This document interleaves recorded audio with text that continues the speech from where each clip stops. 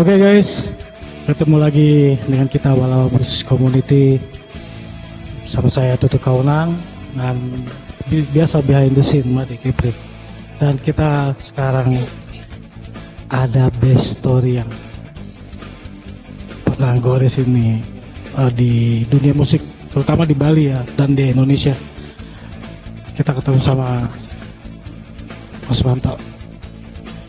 Terima kasih atas waktunya, udah kasih kita untuk bisa create the story, the journey of blues in that island, Bali. Nah, untuk singkat waktu nih, kita langsung mau tanya tentang perjalanan. Kalau kita bilang nih dengkot nih senior kita nih. Oke Mas, kita nih mau tahu nih cerita perjalanan Mas di terutama musiknya ya di Bali nih. Ya. Silakan Mas ceritain. Apa tentang musik apa nih? Apa aja? Apa? Pokoknya awalnya Mas pertama Iya. ada cerita dari Jawa ya. Iya. Sebelum itu saya udah suka musik, walaupun saya kerja sebagai guide. Itu tapi juga bawa gitar juga dengan tamunya. Ya, itu kalau tahun 70-an itu saya kerja jadi guide. Itu saya udah dengerin ini Cream. Oh, Ya, keren ya. jadi yang saya dengerin tuh awal kalau lagu pop kan semua denger di radio. Yang lagu blues itu saya denger Cream sama Jimi Hendrix. Dua itu yang Eric Clapton ya. iya, Eric Clapton. Cream itu lagunya Sunshine. Ya, itu sama Voodoo Child. Ya. Terus ada tambahan lagi B.B. King. Ya. Itu blues. Di samping rock selalu ada. Ya. Terus ketika saya ke Bali, pindah ke Bali, mulai main di kafe, juga sering tetap nyanyi blues. Ya ada B.B. King, ada itu Eric Clapton, ada Jimi Hendrix, gitu. Itu yang dasarnya dari awal. Gitu. Baru tahun 80-an, kalau saya ditanya gitaris suka siapa? Saya Jimi Hendrix. Ya karena aneh. Terus dia juga mentor sebetulnya. Dia pakai gitar Fender, manipulating the whammy bar sama wah-wah. Nah itu sampai sekarang saya suka itu. Jadi bukan dari Van Halen, tapi dari Jimi Hendrix. Dengan kirinya ya. Distorsi, whammy bar, sama wah-wahnya. Sampai sekarang saya suka itu. Nah, terus tahun 80-an ada Steve Vai. Dia juga ngikut itu. Dia whammy man, terus wah-wah man, distorsi itu. Cuman anunya beda jenis musiknya beda ya. Tapi saya suka dua orang itu. Ya. Walaupun Santana juga gitarnya menyanyi gitarnya. Santana gitarnya, jadi saya juga sering nyanyi atau main Santana ya. Tapi waktu di Bali, waktu di Jogja itu, ketika saya pegang gitar listrik pertama kali, saya itu pertama kali malah main instrumental Santana ya. Eropa itu lagu Eropa. Sampai sekarang saya suka lagu selalu sering membawain lagi itu. Terus dengan perkembangan itu, karena kita pemain di kafe, jadi lagunya juga banyak. Ada rock, tapi tetap saya suka Jimi Hendrix. Ya, jadi saya whammy man, wah man sama distorsi itu suka. Ya. Kayaknya nggak bisa melepas. Ya.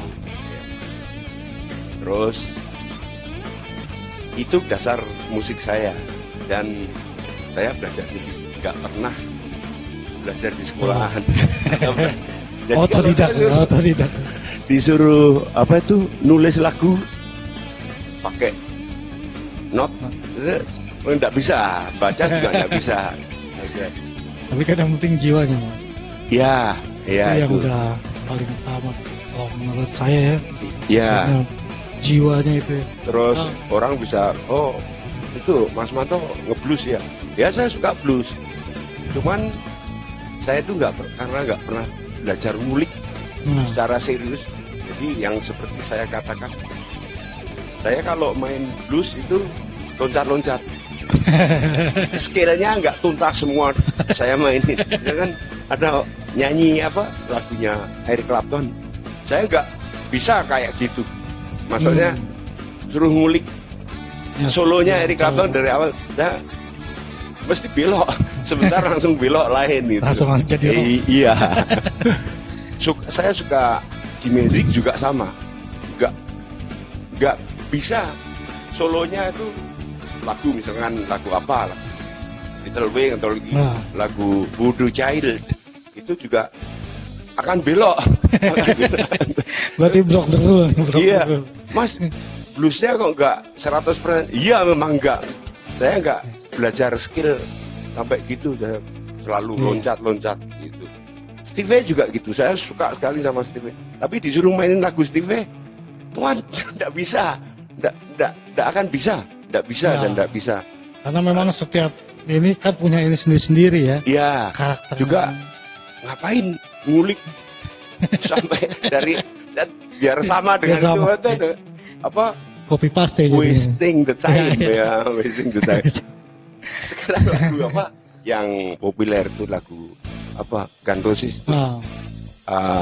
atau Smoke on the Water ya, itu kan legend semua band rock itu kalau saya di solonya juga nggak akan sama. Mungkin awalnya iya tapi setelah itu udah belok lagi. Orang terus. Masa aku main solonya di Purple, lagu Smoke on the Water 30 tahun sama terus. Jadi wasting the time.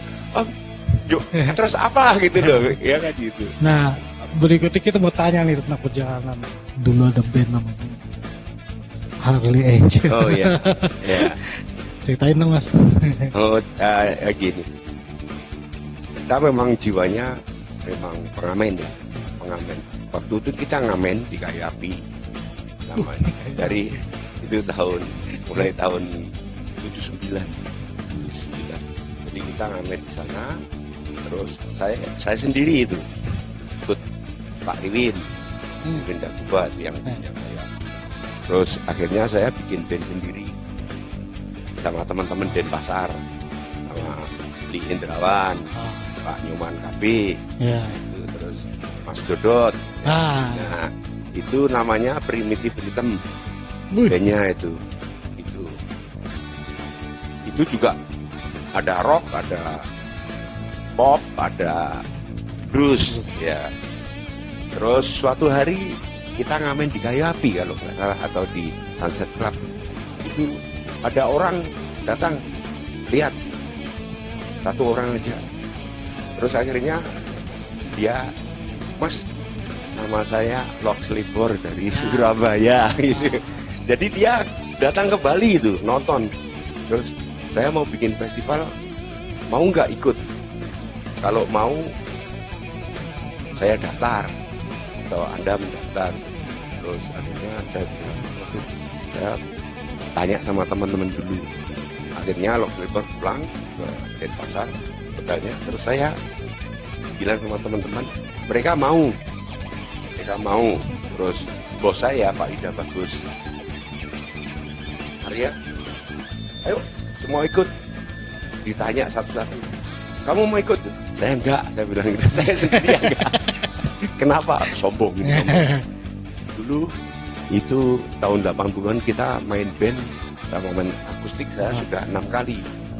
Jadi udah banyak. Terus pokoknya apa-apa ada di situ. Apa-apa ada. Ya. Udah apa-apa ada. Jadi ngapain kalau di Gudel apa-apa ada. masih mau jadi keluar lagi. Oh iya, mau ke Surabaya ikut festival. Kita di sini sudah apa-apa ada kan. Zona sombong aman. sombongnya. Udah masuk zona aman ya. Iya, akhirnya dari 5 orang yang nggak mau ikut, nggak setuju cuma 1 orang. Jadi yang 1 orang kalah. Kalian harus berangkat ke Surabaya. Akhirnya kita ke sana. Akhirnya kita ke sana. Pertama tuh ya Lox Lebot. Iya. Jadi Lox sendiri menyaksikan kita sebelum. Jadi ya sebelum ikut festival itu. Makanya dia menawarkan. Terus kita sediain lagu.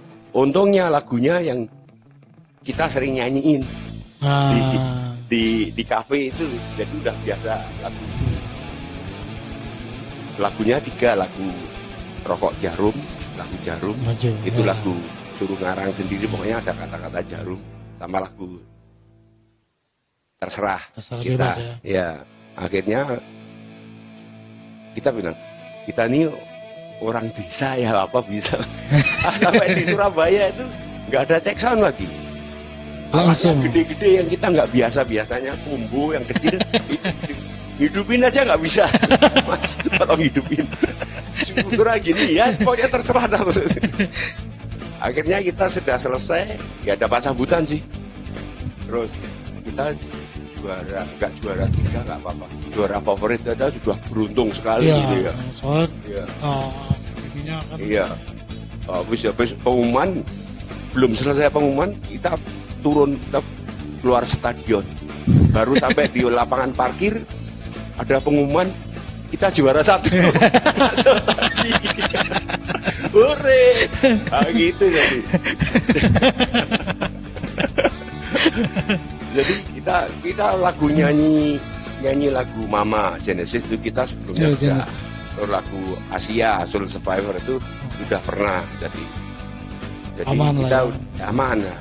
Comfort nyanyinya. Cuman kita berbekal gini. Kalau kita ngamen itu kan biasa, tapi nanti dilihat beli sama dilihat orang banyak, kita mesti ngeper.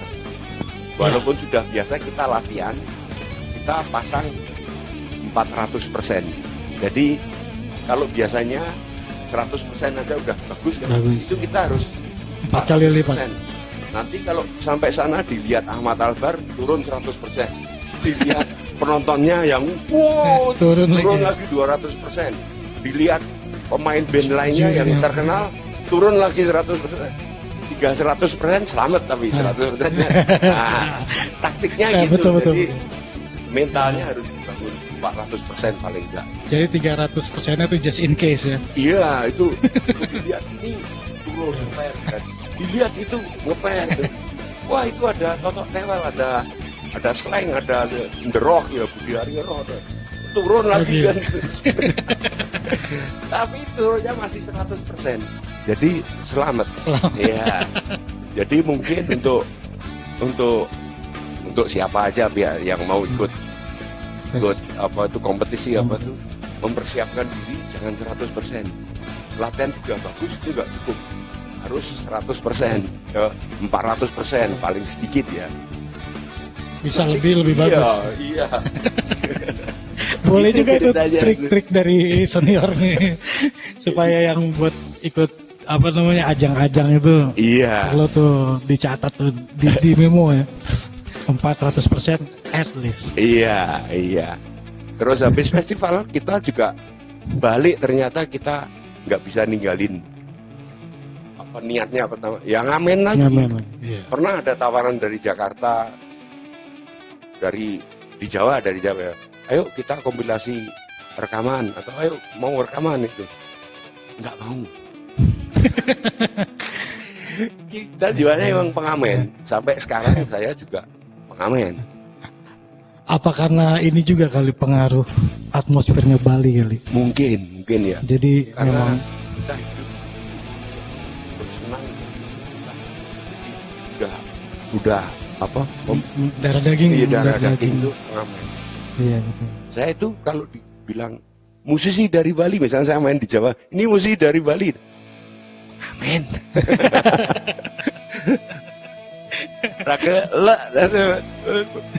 agak malu lah.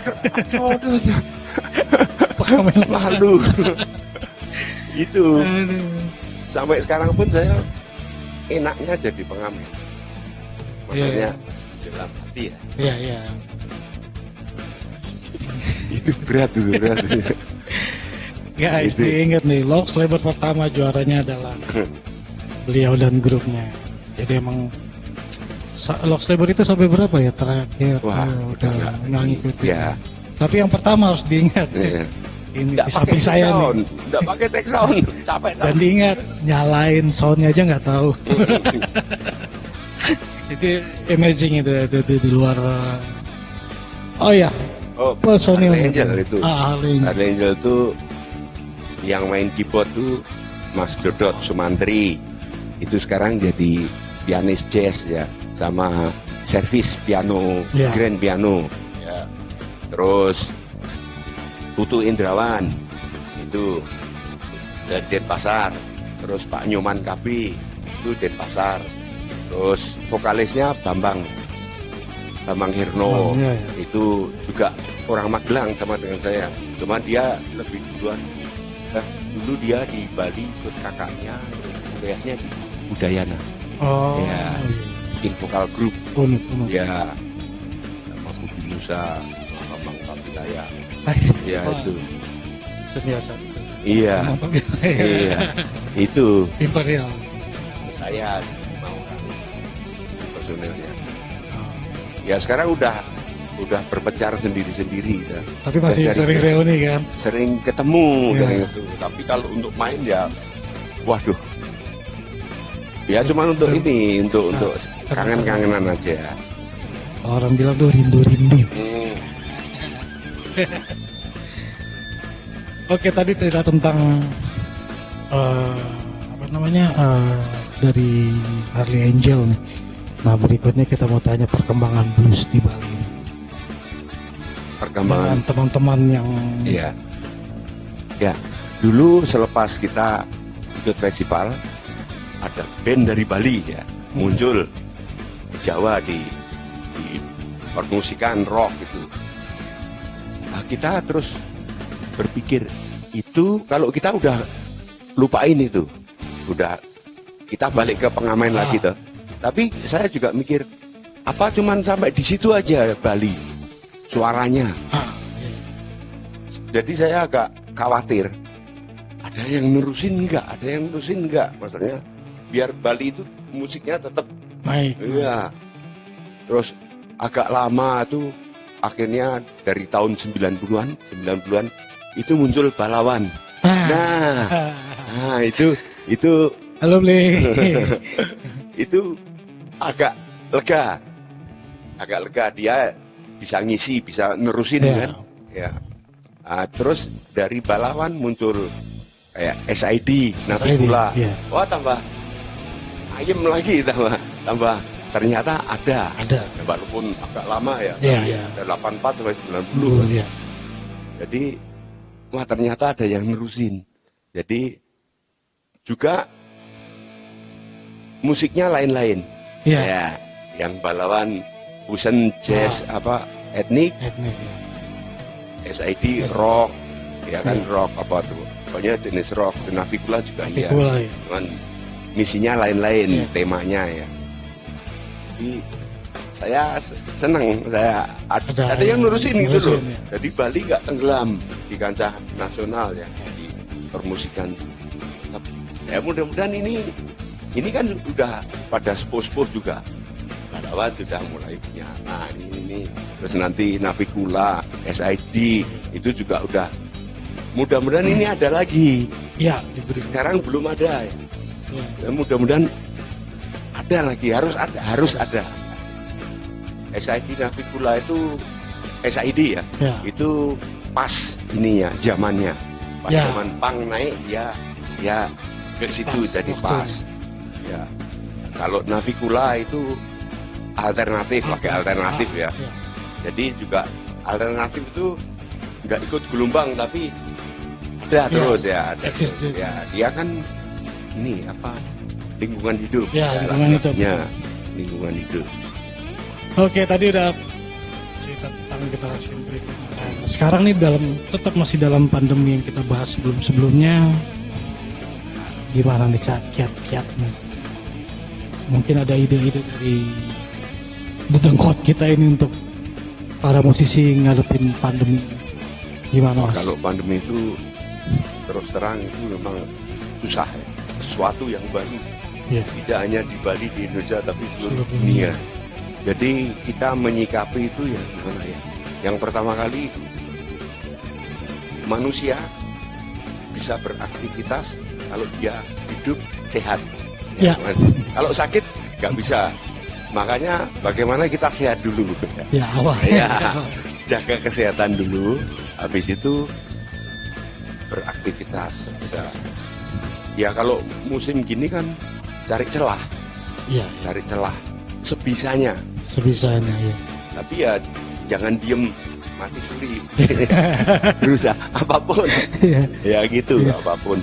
Banyak juga teman-teman yang bikin live streaming juga dapat sedikit perhatian ya. Kalau kita bilang perhatian dari teman-teman kita juga yang dulu jadi tamu akhirnya jadi teman-teman kita juga dari overseas kayak Australia, Belanda, Jerman, ya United States, and Kingdom juga. Gitu. Jadi banyak juga yang banyak membantu kita gitu. Terus pesan dan kesan terakhir nih di vlog ini nih buat musisi, terutama newcomer ya. Kalau kayak yang kita ini udah pernah, ini Mas Manto dulu pernah marah-marah loh sama aku. Dari sini, dari rumahnya ini sampai Ubud marah-marah loh.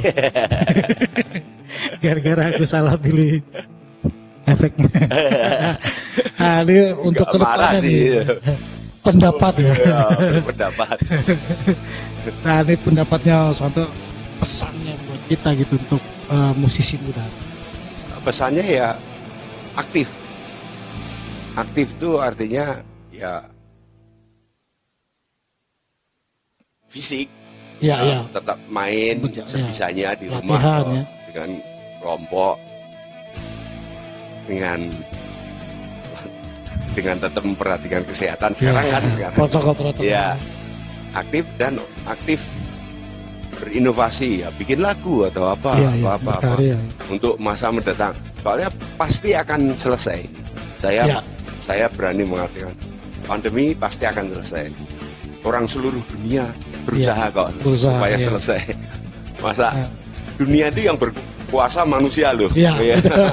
Seperti Mas Manto bilang, sampai ntar beli obat coronanya tuh di warung. Iya. Bareng sama beli kopi sama beli. Sekarang baru 3 juta ya kan itu Kimia Farma itu dia impor dari India. Tapi nanti kita kalau sukses itu kita sedang berproses vaksin. Ya nanti kalau udah banyak kali sampai bisa beli di warung itu udah selesai pandemi itu. Tapi tatarannya sempat berubah nih Mas. Iya. Mungkin ada undang-undang juga yang perlu diganti negara. Itu nggak tahu itu, kita bukan bidang kita itu. Ya biar kita ngurus ngurus musik aja ya. Itu sudah ada yang ngurusin. Jadi kalau ke musik ya ngurusin musik aja dah. Iya betul. Hidup sehat musik. Ya betul. Dan berkarya. Iya. Inspirasi yang baru. Iya. Mudah-mudahan ya tentang kesehatan juga, tentang corona, tentang sekarang kan teman sama teman udah harus, yang dulunya corona ini mempengaruhi loh persahabatan yang dulunya mungkin agak sedikit. Sekarang udah mulai saling sapa, saling saling bijak menanggapi teman-teman gitu. Iya. Menurut Mas Manto gimana tuh? Ya memang corona mempengaruhi semua hal kan, dari ekonomi, dari sosial, sampai politik. Iya itu. Tapi kayaknya politik tetap jalan, pilkada harus tetap jalan juga. Ya itu kita nggak tahu pertimbangannya ya kita. Seperti tadi Mas Manto bilang, biarin aja. Ini ada yang bidangnya sendiri. Kita tetap berkarya. Iya. Oke guys. Kita tadi udah dengerin semuanya dari Mas Manto, dari perjalanannya sampai sekarang ini dengan harapan-harapan beliau nih. Terima kasih banyak waktunya Mas Manto. Sama-sama. Semoga tetap juga berjalan apa yang kita harapkan. Dan waktunya jam session.